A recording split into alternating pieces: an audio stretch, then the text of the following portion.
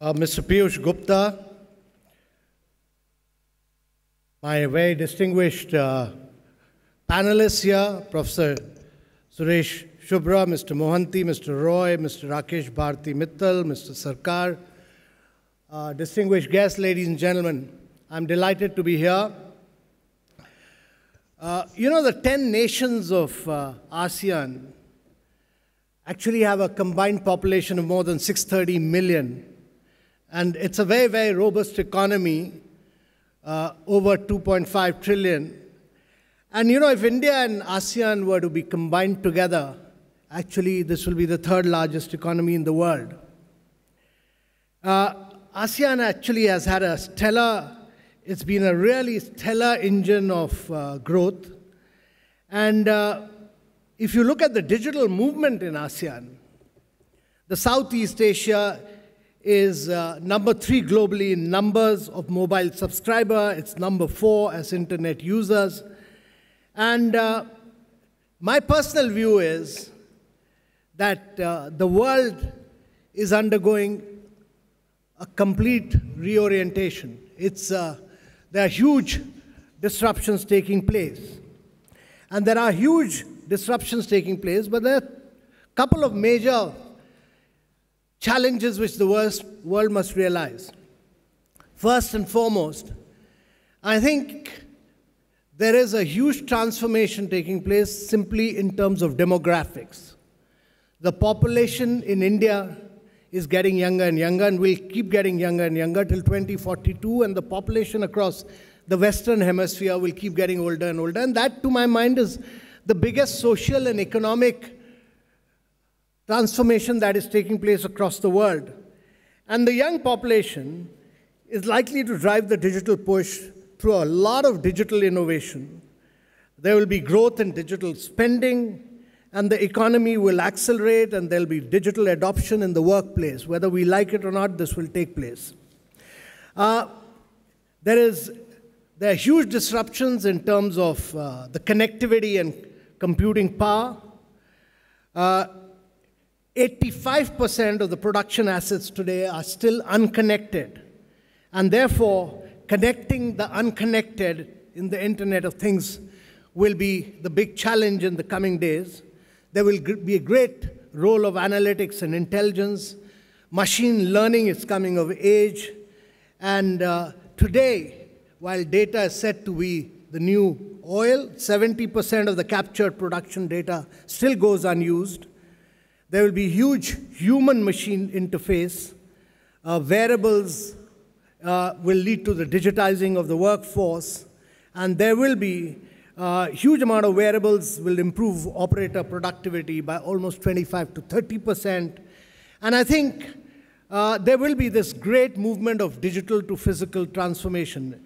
Advanced robotics will play a major role. Artificial intelligence will be a key driver in terms of driving productivity, but there'll be challenge in terms of making the labor force more flexible, more adaptive, and more skilled. And then there will be the shaping of the future with one layer at a time through 3D printing. Now, how will this play out?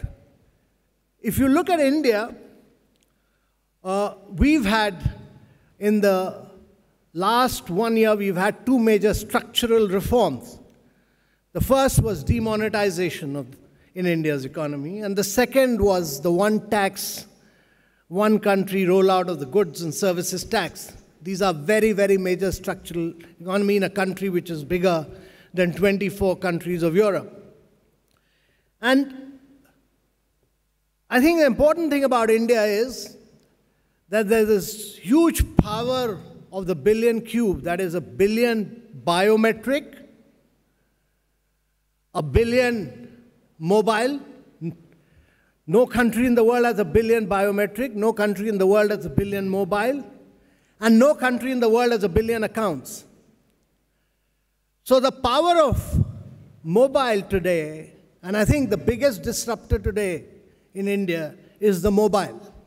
The power of the mobile is being used to drive peer-to-peer and peer-to-merchant transactions.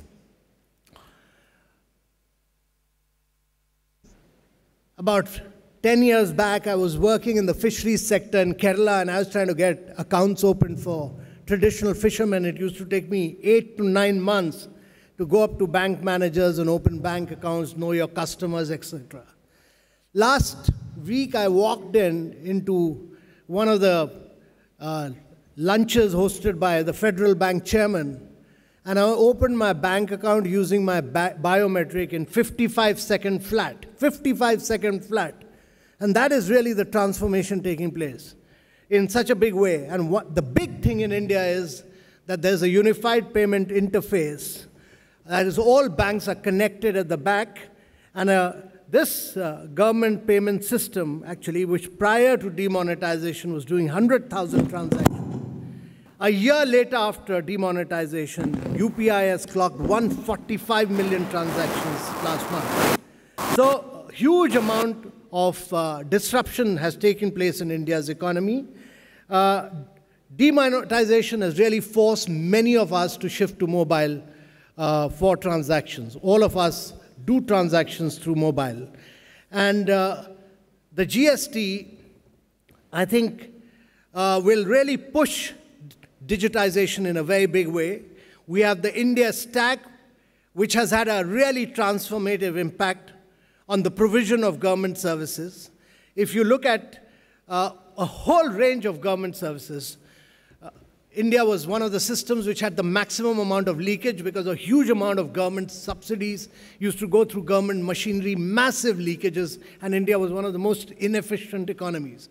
And suddenly, everything is being given through direct benefit transfer. So the government has moved from complete inefficiency through the use of the process of digital technology and direct benefit transfer to complete efficiency. Everything is being transferred, whether it's cooking gas program is going directly, if you look at school scholarships, if you look at payments to teacher, every single thing is actually moving through direct benefit transfer. Look at telecom, what has happened. We've had Airtel, which has got its payment license, and in Rajasthan, they've taken up a vast number of, they've opened up a vast number of new accounts using just the biometric. So in India, in the last 18 years, we've given about 21 bank licenses, but in the last 2 years, we've given about 24 payment bank licenses and other bank licenses, and we are seeing a huge disruption. Airtel has demonstrated this in Rajasthan. We have another competitor to Airtel, and that's Reliance Jio, which has acquired about 150 million customers in exactly close to about 6 months' time. And the cost of acquisition for both of them has been just $1 per customer as compared to $25 to $30 in the Western world. So the cost of acquisition has fallen very rapidly. And if you look at what is happening using digital technology in the field of education, I mean, machine learning and advanced visualization solutions, you look at Andhra Pradesh, the 10,000 government schools across Andhra Pradesh, they all have a 360-degree view, and they work. All these schools have totally been digitized, 10,000 schools using the process of digitization. And this is in many ways a technological leapfrogging. Or if you look at agriculture, in addition to a vast number of startups who are able to provide seed and fertilizers to farmers based on weather and soil conditions, you have ICRISAT in Andhra Pradesh, which has developed a sowing data application that tell farmers the right sowing date, the precise date and the precise time to maximize their yield. Now, the Western world has always innovated. I mean, if you go to Silicon Valley, you'll have the highest number of innovators. They've always innovated for war machines. They've innovated for driverless cars. But that's not the innovation which India requires. India requires innovation to ensure that we are able to convert our waste into energy, that we are able to provide fluoride and arsenic-free water to our citizens, or we are able to provide fertilizer and seed to our farmer. And I think much of that disruption is taking place today. And as we find solution to 1 billion people of India, Indians will be using digital technology to find solution for the next 7 billion people of the world who will move from poverty to the middle class. And this is happening not merely in agriculture, it's happening in eye care at the L.V. Prasad Eye Institute, which is using iSmart, and it's an electronic medical record and hospital management system which combines with Microsoft Azure, and has registered over 400,000 new patients digitally to do blind operations. So what we've seen is a huge revolution taking place across. Adoption of Aadhaar has been almost 100%. Bank account coverage, we've opened the Pradhan Mantri Jan Dhan account across. We've moved towards a completely new disruption through innovative features like Bheem, which the NPCI did. The government drove the Bharat interface for money, which is a new app, and suddenly we saw the leapfrogging of digital transaction through Bheem. But new, established players like Google, for instance, came up with a new app called Tej in the Indian market, which they've taken to other markets. So India has really become the centerpiece for innovation in many of these areas. Bharat QR code was launched by MasterCard, Visa, and RuPay. And this has got integrated with the UPI. And therefore, there's a huge opportunities, and there are great game changers. They're game changer because there's a GST network which provides IT backbone to GST, which will handle close to about 3.5 billion transactions every month. So GST will be one big driver of digital transactions. And then you have what we have, the agriculture markets, eNAM. And these markets will actually be ensuring that farmers get real-time pricing, and they will transform in many ways the agriculture of India. 455 mandis are already online with 48 lakh farmers registered. So we should try and understand the size and scale of India. It's so humongous. It's so massive in terms of transaction. Or, the Aadhaar-enabled payment system, which has the potential to convert every mobile into POS. Now, there are 400 million smartphones, but the cost of smartphone in India has fallen so radically today that I envisage that in the next 3 years, everybody will have a smartphone in India. And I think that will be, again, a very big driver of the JAM Trinity. And the expansion, and the other big thing is that there's been a huge expansion in physical points of sales. We've pushed for food, we've pushed for LPG, we've pushed for fertilizer, all through direct benefit transaction. Now, the challenge for India really is that we have, our cash to GDP ratio is very high. Our tax to GDP ratio is very low. And therefore, if the cash to GDP ratio currently is at about 12%, which needs to be brought down to about 6%, our cost of cash, the handling of cash is very high. It's about 1.7% of the GDP. And the only way you'll ensure that the non-cash transaction rise or your tax to GDP increases is by driving digital payments and driving digital transaction. And therefore, there is a big thrust by Government of India towards digitization. The JAM Trinity and the India Stack has led to several very innovative features. We have instant Know Your Customers. There are 10 million authentications every month. You have e-sign, which is authenticated with Aadhaar, so you don't need to get into paper signatures. We have 21 million e-signs in last about a year.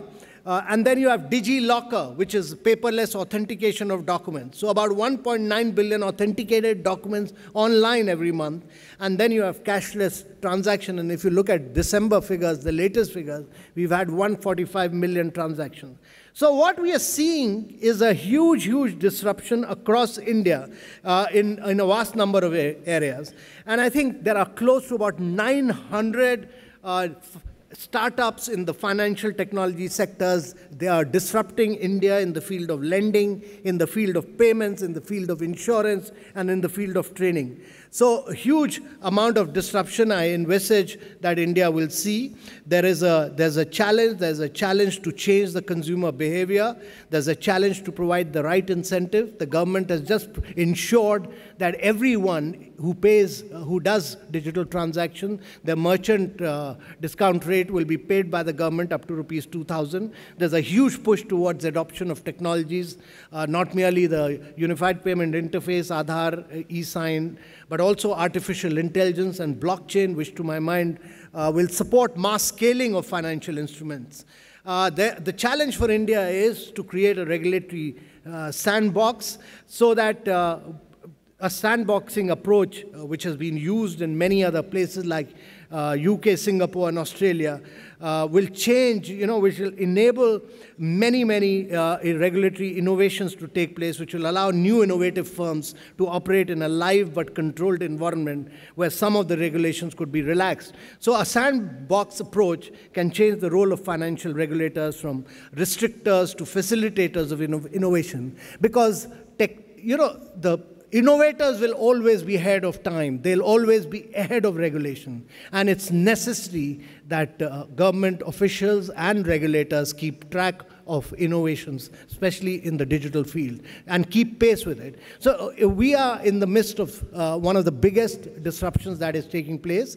And I think India plus ASEAN together, if we account for being the third largest, if we were a country together, the third largest vibrant, dynamic economy across the world. And I think the world will change with new technology. We must embrace technology, and we must drive it with all our force and all our might, because to my mind, this is the only way to lift people above poverty line, and this is the only way that we'll make our economy more efficient, more dynamic, and enable us to leapfrog technologically in many ways.